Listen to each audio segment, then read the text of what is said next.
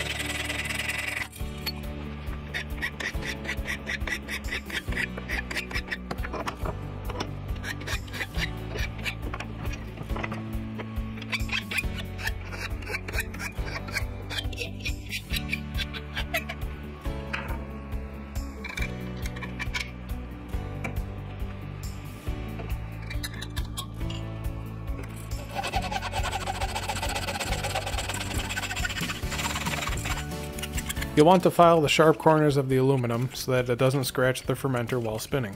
The scratches can harbor bacteria that will lead to off flavors in wine and beer when the fermenter is used again later on.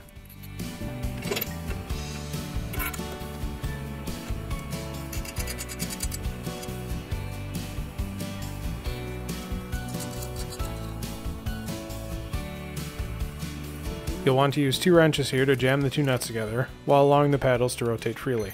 An ignition wrench is thin enough to use on the bottom nut, but a regular wrench can be used on the top one.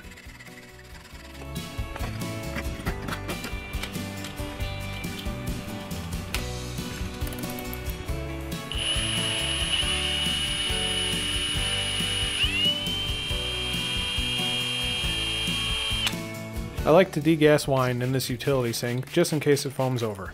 That wasn't an issue with this Cabernet, but the Pinot Noir I had going foamed over a lot when I degassed it. Make sure to sanitize the wand before putting it in the fermenter.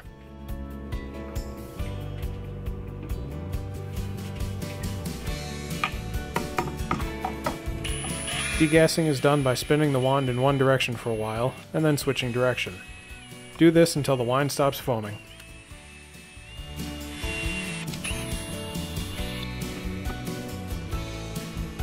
Anyway, that's it for this video. I hope it was helpful. Thanks for watching, and I'll see you next time.